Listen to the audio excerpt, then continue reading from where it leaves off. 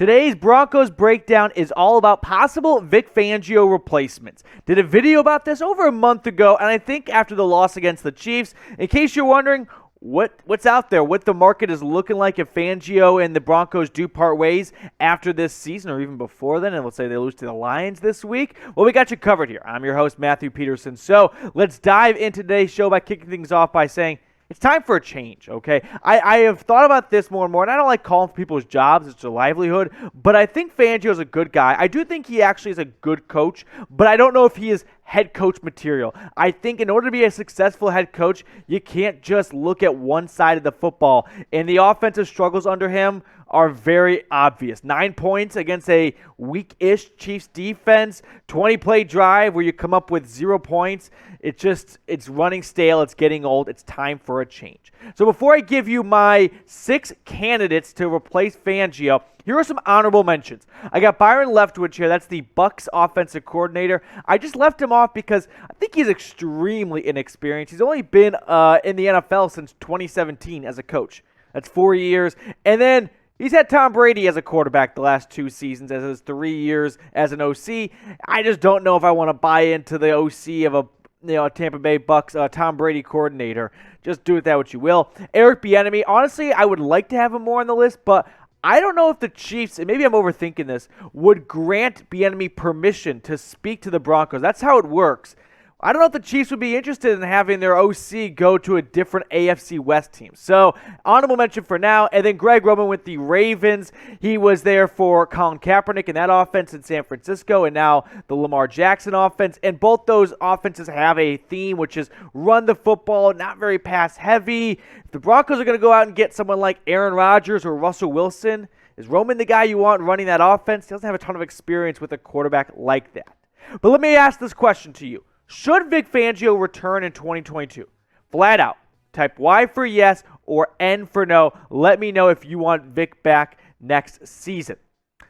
On to the list. Number 6, it is Leslie Frazier, the defensive coordinator for the Buffalo Bills. An older name, and that is not really the sex appeal teams are going for these days. But I got 2 pros and a con, a little compliment sandwich here for everyone. Pro, he's got experience as a head coach, so that's a good check for the box. Con, he was not very good as a head coach, so it's a little difficult to buy into that. He did not have a good run when he was with the Vikings. Head coach of Minnesota from 2011 to 2013. As a head coach, he went 23, 32, and 1. But the pro for him is anything associated with Buffalo lately is perceived as a very good thing. So if you're with the Bills, you're going to get your name and your stock up. Now, here's an interesting little nugget here. GM George Paton and Leslie Frazier actually overlapped while they were in Minnesota. Remember, of course, Paton comes from the Vikings organization. He was there for quite a while, including when Leslie Frazier was a head coach. So maybe those two hit it off. I'm not really sure. I was not invited to their soirees or their coffee breaks, so I'm not really able to speak to how close they were. But the NFL is all about trees and connections, and they have a connection. As for the Bills' defense under Leslie Frazier, you can see that it's kind of had some ups and downs when he's been there since taking over in 2017, kind of a rocky start. But since then, they've improved dramatically. Now, the 2021 numbers are a little interesting because they're a tiny bit inflated with that really low-scoring affair on Monday night. But still, first and second in yards allowed and points per game, the numbers speak for themselves. So he's been able to turn this Bills defense around. But shout it out for me. Who do you want the next Broncos head coach to be?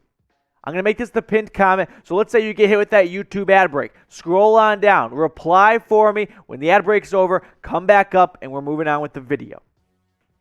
On to number 5. It is the DC for the Dallas Cowboys, Dan Quinn, the former head coach for the Atlanta Falcons, the DC for that Legion of Boom in Seattle, and another compliment sandwich for Danny. Pro, he's turned the Cowboys defense around. I mean, the Cowboys were atrocious last year defensively, and this year he's making defense at Dallas look fun. Also, when he wears a backwards hat, it looks pretty cool in my opinion. Con, when he was in Atlanta, it did not have a graceful ending because they tend not to have good endings.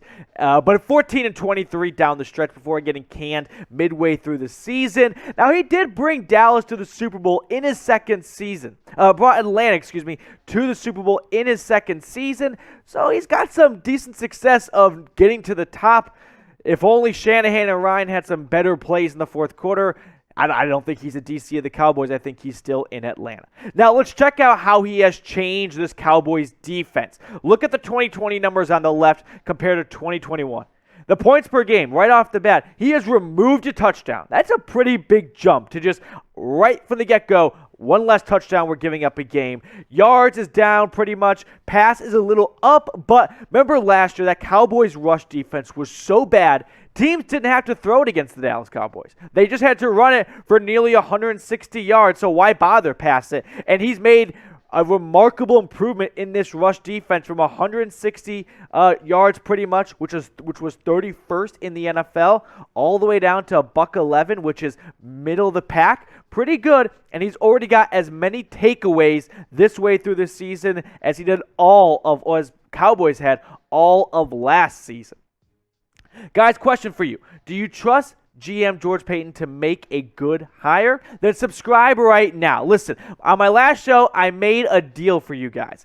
For every subscription we got, that was a letter I was going to write to the Broncos, to Vic Fangio, demanding change. I asked, you guys delivered. We are going to put the U.S. Postal Service in a surge. The holiday season, Santa's letters, they can move aside because I've got 27 letters as to date right now going to Mile High. The more subscriptions we get, that's the more letters. I've got no shortage of stamps. I've got plenty of stationery. We are going to be busy. My hand will be sore. We do not care. If it brings wins, we will do it. So subscribe right now. And also, comment what you want me to say in these letters. Let me know. Flood the comments section on the man of the people, democracy. So head down to the comments section. Let me know what you want me to say in these letters to Vic. On to number 4. Now we get a bit more of a new name here. Mike McDaniel. Everyone knows his name, right? No, I had no idea who this guy was until a couple of weeks ago. Here in our 49ers guy, Chase Sr., talk about him a little bit, and he's a little interesting. He's young and offensive-minded, and that's the direction everyone wants to go. Everyone's chasing the next Sean McVay. The con for him, he's wildly inexperienced. He's been with the 49ers for the last couple of years. He was their run game coordinator, which has done very well. San Francisco makes running the football cool, flat out. But he's only been the OC for a couple of years now.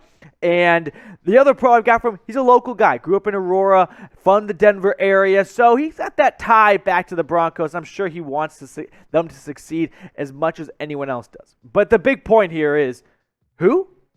Who is Mike McDaniel, right? It's going to be a bold hire for GM George Paton in his first head coaching hire, if he has one this upcoming offseason, to hire a guy that everyone has to go to Wikipedia to figure out who the hell he is. So I got him at 4. This list is a combination of what I think's going to happen and what I want to happen. It's somewhere in between. It's a little muddy, but we're having fun here on the breakdown.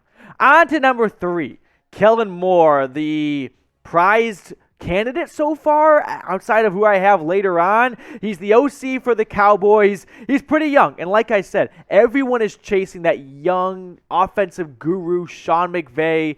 I don't think everyone is that next guy, but that's who everyone wants.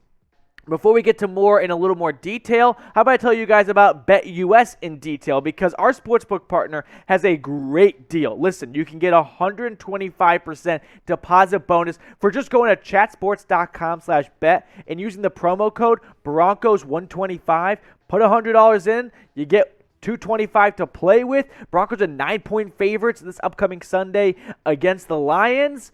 I don't know if they can cover 9, but you can bet on anything you want over at BetUS, so make sure you check them out. Football season is closing down, but BetUS is going all year long, so get in while this deal lasts today.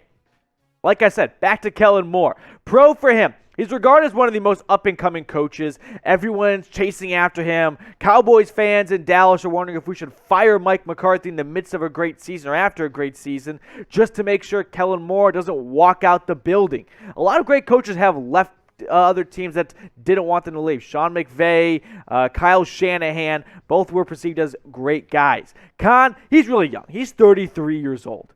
You could look like a big fool if you hired a 33-year-old, and it's an epic flop. But the pro for him is, like I said, everyone is in love with this guy. I don't fully understand why. I'll talk about more, but I can understand a little bit because the offense under Moore in Dallas has been phenomenal since he's taken over in 2019. First in yards per game in his first season, 6 in points. Even last year when he was running with an Andy Dalton offense for most of the season, he kept them essentially in the top half of the league. That's not easy to do with the Red Rocket. And 2021 now, first in yards per game, and he's picking up right where we left off, second in points per game. So this Cowboys offense, now it's got weapons like Dak Prescott, Amari Cooper, CeeDee Lamb, and Zeke on a good day. So you can chalk it up to who you want to, but a lot of credit does have to be given to Moore. However, Kellen Moore's stock, it's slowly dwindling a little bit just because the Cowboys, it's like, actual, stock exchange. Go up and go down. The Cowboys are kind of down right now. Looked embarrassing on Thanksgiving night at home, and maybe Kellen Moore has taken a bit of a brunt of that blame. The Cowboys offense has stuttered lately. So I'm not drooling over Moore. I mean, I'm not falling in love with this guy, slapping my hand on the table saying, get him in the building, sign a blank check, whatever it takes. But I do think the rest of the NFL is in love with him. I'm sure the Broncos want to bring an offensive-minded guy in because that's the direction that I think the whole league is going. Number 2, Nathaniel Hackett. Another, I got to search this guy up. Who is he? Yeah, well, here's the deal with Nathaniel Hackett. He is kind of widely regarded as a good coach in the NFL. A lot of people like him. And the other thing for Hackett going for him is he's with the Green Bay Packers. And when you're with a team that just wins, you're going to pick up a lot of credit. So he's perceived well as working with quarterbacks, and he's also a bit of a player's coach. He's been bouncing around a little bit. He had some time with the Jags. He had some time with the Bills, actually, back in Syracuse with Doug Marrone. The con for him, he's got the second easiest job right now in the NFL. The first easiest job is being Tom Brady's quarterback coach. The second easiest job is being the offensive coordinator for the Green Bay Packers when the head coach LaFleur calls all the plays and Aaron Rodgers is your quarterback. Basically, just don't screw anything up is your title. The pro for him, maybe he brings Aaron Rodgers with him. Rodgers kind of leaked / definitely leaked. He wants to get out of Green Bay. Maybe that's going to happen after this season. We'll find out. Hopefully it's coming to Denver. And if so, maybe Hackett and Rodgers, split a U-Haul and drive west together. But once again, I ask this question. Who? Right? Like McDaniel, Hackett, kind of up-and-coming late names, maybe a couple years too early for them to truly be considered for a head coaching job. But Hackett was a part of the interview carousel last year, and a lot of people, raised some eyebrows and said, this guy may be onto something here. So I wasn't in the interviews, I'm not at the meetings, but I just read and I keep you guys informed on what the latest is. Speaking of offense and defense, would you want a coach geared more to the offense or more to the defense? Type O for offense, type D for defense. I get it. Offense is the fun thing. That's the direction everyone's going. Fangio was a defensive hire. Hasn't really worked out since. You want to make the same mistake twice? I don't know. It's a big decision for GM George. Finally, number 1 on my coaching hot board, it is Brian Daboll, the offensive coordinator for the Buffalo Bills. It appears that Daboll's going to have his pick of the litter if he pursues a head coaching opportunity after this season. The big pro for him, he's got experience with a rookie quarterback, so if the Broncos want to draft a rookie quarterback, Daboll with Josh Allen has shown that he can develop a young guy. The con for him is kind of like Kellen Moore. The Bills, they've stuttered lately. They've hit a bit of a rut, and the offense isn't necessarily thriving, which kind of lowers Daboll's stock. On the other side, the pro, anytime you can be a part of the Belichick or Saban tree, you are doing something right. He's got experience with both coaches, so that's just an awesome thing to have on your resume. Now let's check out what Buffalo's offense has done with Daboll at the helm. Since 2018, you can see the improvement. Rocky start, pretty good so far. After 4 seasons there, he has brought this Bills team up. And like I said earlier for Leslie Frazier, if you are associated with the Buffalo Bills right now in any way, shape, or form, even if you're selling beer, people are going to think you are very good at your job because the Bills were so bad for so long. Now they're good. Everyone is reaping the benefits and the rewards of this. So the Bills' offense under Daboll has been pretty nice, to say the least. Now, I wrapped up the top 6 candidates here. Who's your favorite coach that I listed? I get it. Daboll's probably number 1 on the list, but I do think it's worth mentioning that Daboll is, like I said, going to have his pick of the litter.